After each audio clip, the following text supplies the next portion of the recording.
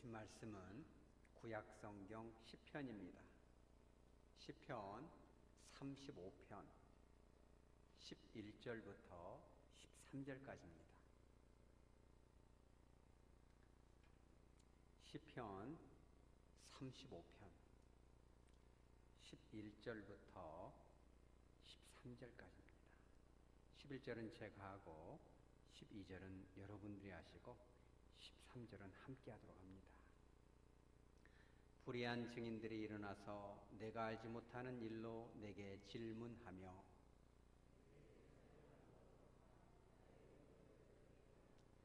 나는 그들이 병들었을 때 굵은 베옷을 입으며 금식하여 내 영혼을 괴롭게 하였더니 내 기도가 내 품으로 돌아왔도다.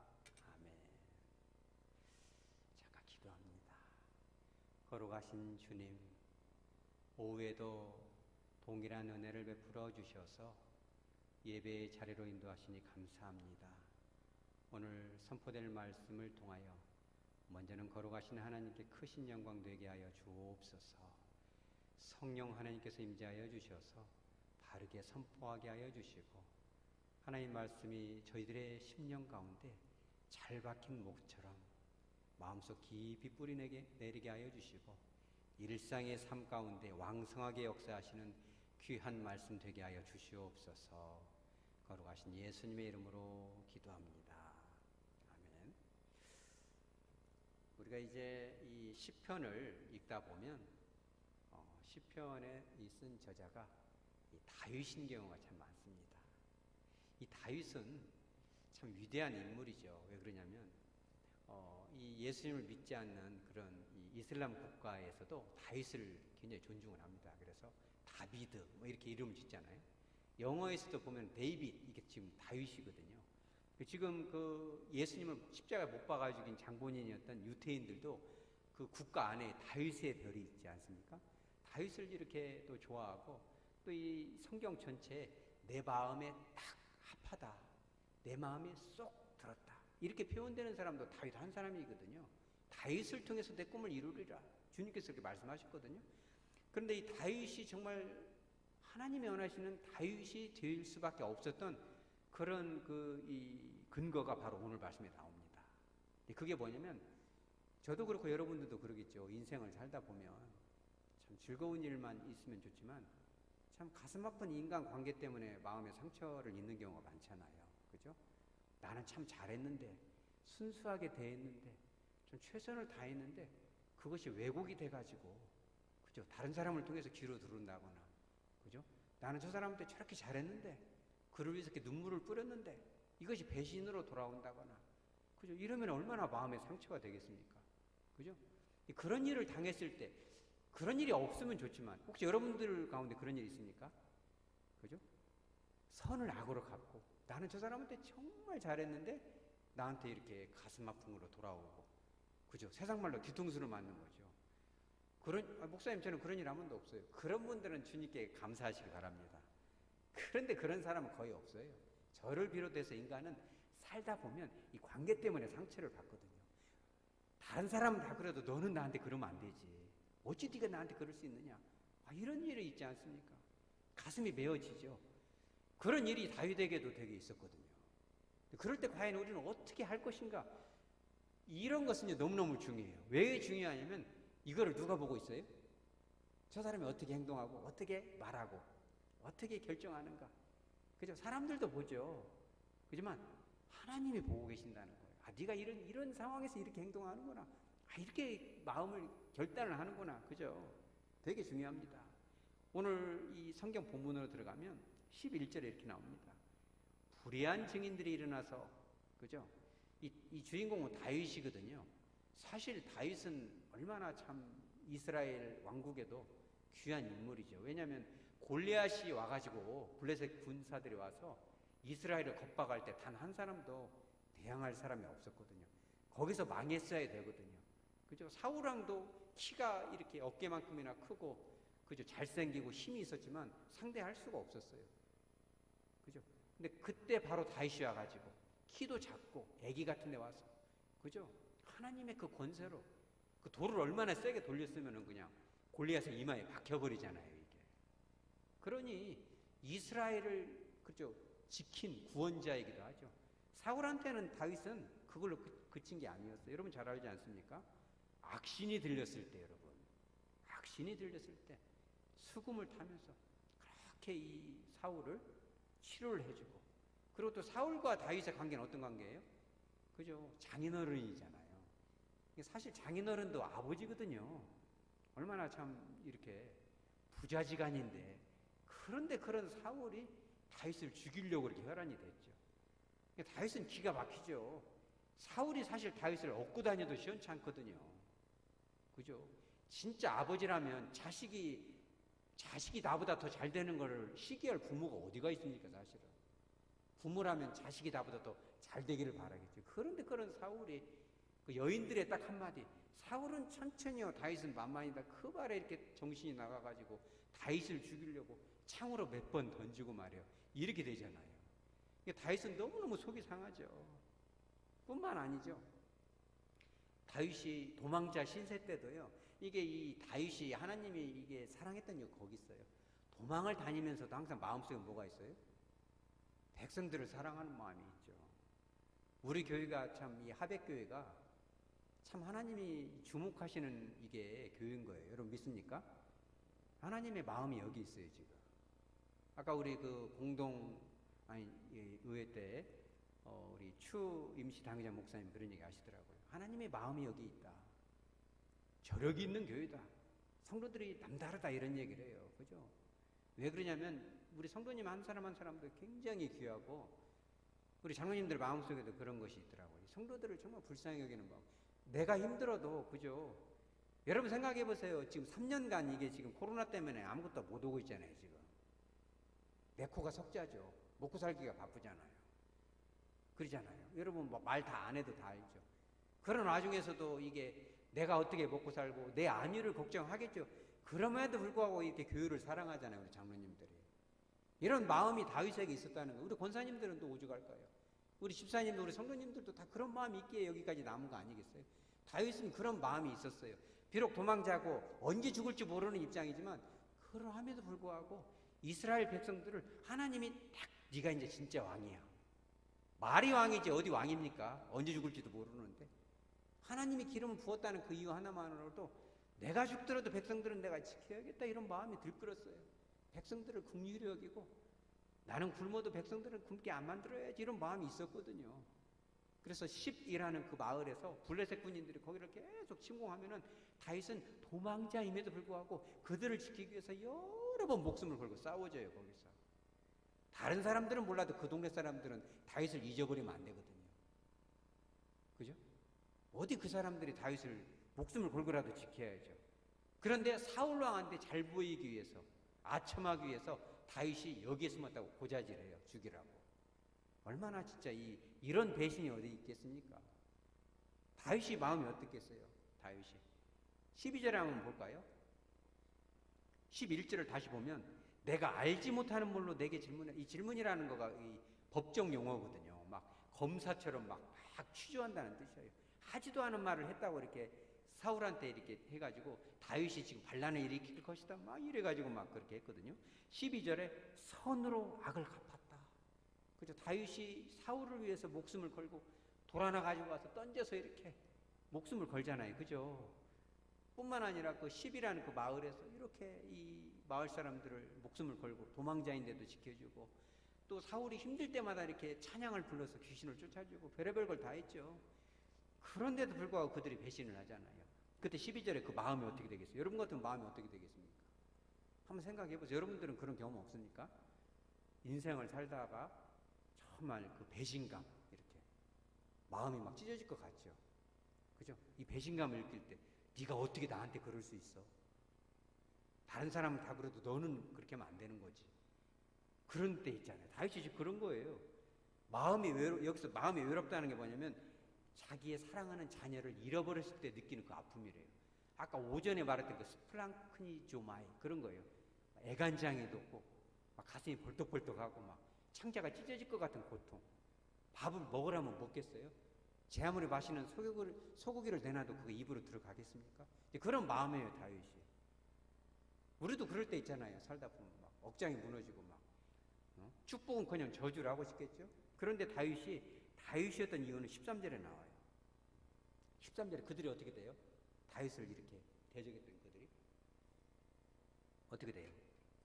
그들이 병이 들었다. 나의 원수가 병이 들었대요. 그럼 어떻게 됐어요? 마음이 아유 시원하다. 너 잘됐다. 그럴 줄 알았다. 너 속이 막 꼬스름하고 막 10년 묵은 채증이 내려간다고 하죠. 아이고 여보 저거 저렇게 됐대.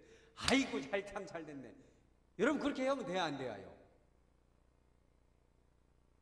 우리 하백교회는 솔직히 그런 마음이 들겠습니까? 안 들겠습니까? 솔직하니 한번 얘기해 보세요. 철천지 원수가 막 다리가 분질러졌다거나 막 그러면 막 솔직히 말해서 저 같으면 속이 시원할 것 같습니다. 일단 시원하고는 봐야잖아요. 마음이 안 시원하다고 하면 그건 거짓말이죠. 예수님이 제일 싫어하는 게 거짓 증거거든요. 그죠? 거짓말은 마귀는 거짓의 압이다 뭐 이런 말도 있잖아요. 그런데 주님이 분명히 말씀하셨어요. 잠언 24장 17절에 네 원수가 넘어질 때 즐거워하지 말아라. 그가 엎드러질 때 마음에 기뻐하지 말아라. 그 저주가 너한테 옮겨갈까 두렵다. 솔직히 마음이 시원한 것을 인정하십시다. 우리가 살다 보면 아이고 꼬스름해라. 아이고 막 시원하네. 뭐 콜라 마신 것 같아요. 막 이렇게 말할 수 있잖아요. 치킨 먹으면 콜라는 꼭 마셔야 하잖아요. 느끼하니까 막 시원하게 목구멍을 타듯이 내려가잖아요. 솔직히 그런 마음은 들 수 있어요. 다윗도 그랬을랑가 몰라요. 그런데 다윗은 거기서 끝나지 않았다는 거예요. 처음에는 그런 생각이 들었지만 13절 이하에 뭐라고 써요? 그들이 병들었을 때 어떻게 됐어요? 굵은 베옷을 입었다. 금식을 했다. 내 영혼을 괴롭게 했다. 이게 뭔 뜻이에요? 처음에는 시원했는데 생각할수록 불쌍하잖아요. 여러분 주님의 뜻에 벗어나면 그게 제일 불쌍한 거예요. 여러분들의 마음을 아프게 하고 배신하고 그럼 우리가 마음이 안 좋겠지. 그지만 그 사람은 진짜 불행한 거예요. 그게 왜 그러냐면 주님께서 말씀하시기를 내가 사온 선지자에게 내가 기름 부어 세운 주의 종에게 손대지 마라. 이건 주의 종에 대해서만 말하는 게 아니에요. 성령의 기름 부음 받은 여러분들이 다 주의 선지자고 다 제사장이고 다 왕인 줄 믿으시기 바랍니다. 성도의 마음을 아프게 하면 안 되는 거예요. 예수님이 뭐라고 했어요? 찬 물, 여기 누가 갖다 놨어요 이거요 오늘? 이 물을 갖다 주신 분에게 주님의 큰 은혜가 임하시기 바랍니다. 일부러 한 잔 마십니다. 제가 이렇게 시원합니다. 주님이 친히 말씀하셨어요. 찬물 한 잔도 하나님께서 반드시 갚아주리라. 그죠? 그런데 사랑하는 주의 종과 여러분들을 아프게 해놓으면 그 사람들은 뭐가 되겠습니까? 그러잖아요. 너희를 돌아보지 않은 것이 주님을 돌아보지 아니한 것이다. 너희를 박해한 것은 주님을 박해한 것이기 때문에 그들의 인생이 끝이 좋을 수가 없어요. 그러니 우리는 다윗과 같은 마음을 품으시기 바랍니다. 조금 시원한 감은 있지만 그럼에도 불구하고 거기서 머무르면 안 돼요. 그것이 나한테 온다는 거예요. 그 저주가. 그래서 우리가 정신을 바짝 차리고 그러면 안 되지. 그죠? 금식하는 마음으로 주님 저 사람 불쌍히 여겨 주옵소서.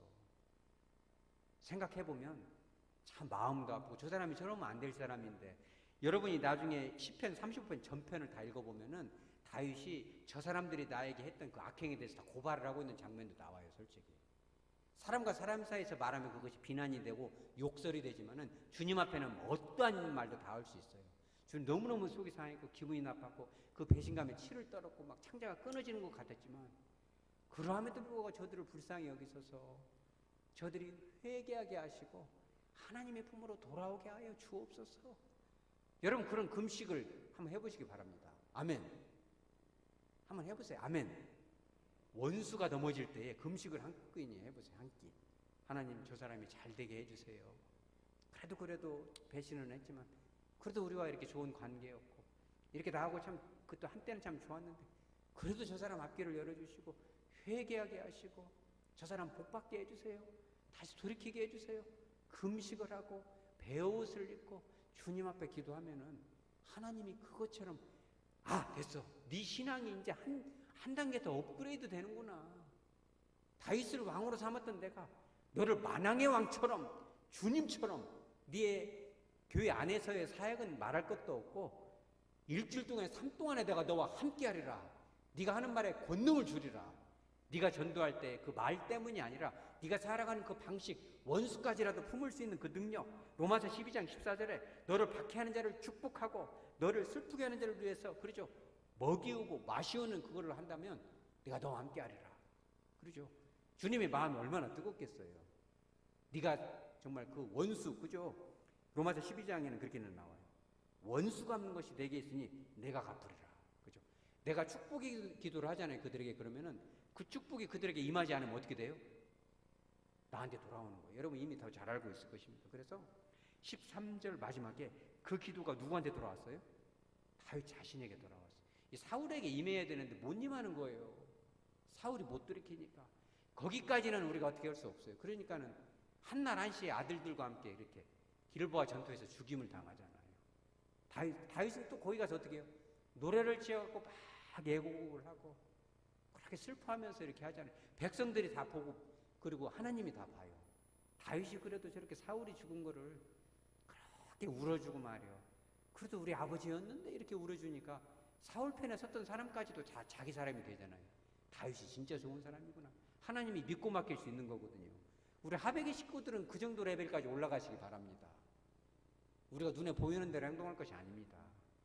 그리고 절대 억울하지 않습니다. 왜냐하면 그들이 끝까지 돌이키지 않으면 하나님의 손을 보시고 오늘 그 전에 큰 흉년, 그 큰 흉년이라는 뜻이 다르다고 말씀드렸잖아요. 하나님이 다루시는 거예요. 누구를 위해서? 바로 그 사람을 위해서. 우리는 그들을 위해서 축복만 하십시다. 기도만 하십시다. 때로는 금식도 함께 할 수 있는 그런 마음의 여유를 가지십시다.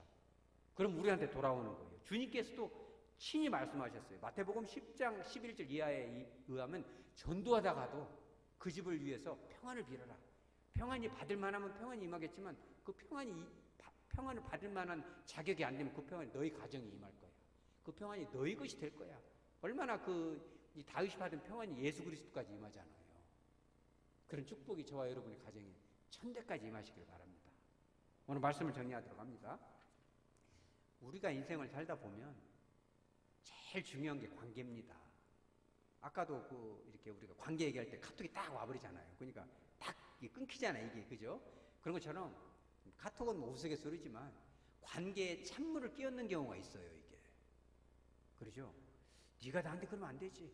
그런 얘기를 들을 때가 있고 또 오해가 생길 수 있고 상처를 받을 때가 있어요. 그렇지만 따라서 그때가 중요해요. 누가 보고 계세요? 주님이 보고 계신 거예요. 아이 너 잘됐다. 아이 막 속이 시원하다. 아 여보 막 사이다 마신 것 같아요. 이러면 안 돼요. 처음 그 기분은 잠깐 즐길 수는 있습니다. 그러나 바로 우리가 떠올려야 돼요. 주님 저 사람을 우리 따라서요. 불쌍히 여기소서. 축복합니다. 이렇게 해야 돼요. 그리고 마음을 정해요. 사실 그런 기도하기 어렵습니다. 여러분이 한번 해보세요. 저도 그런 기도를 해본 적이 있는데 정말 용서가 안 되지만 큰 일을 결단하고 정말 금식하면서 제가 한 3일 금식한 적이 있었거든요. 여러분도 금식하시기 바랍니다. 3일 금식하면요 진짜 이게 잘못하면 죽을 것 같아요. 맥박이 한 120회까지 뛰더라고요. 집에서 들어놓아서 금식은 뭐 열흘이고 하겠는데 일을 하면서 3일 하니까 나중에는 막 물도 안 마시고 하니까 막 맥박이 뜨는데 이러다면 죽으면 안 될 것 같은데 이랬거든요. 원수를 위해서 한번 기도를 해보세요. 하나님 앞에 그렇게 그러면요 말로는 형용할 수 없는 하늘의 찬란한 기쁨이 임하는 거예요. 됐다. 이제 너는 내 자녀야. 내가 너에게 뭘 받게도 된다. 네가 이제 이만큼 성장했구나. 내가 너한테 영적인 권위도 주고 은사도 주고 너한테 물질도 주고 자녀도 주고 모든 축복을 주리라. 누르고 흔들어 넘치도록 주리라. 그 놀라운 축복을 맛볼 수 있는 저와 여러분의 가정 천대까지 이르는 축복이 임하시기를 주 예수 그리스도의 이름으로 축복합니다.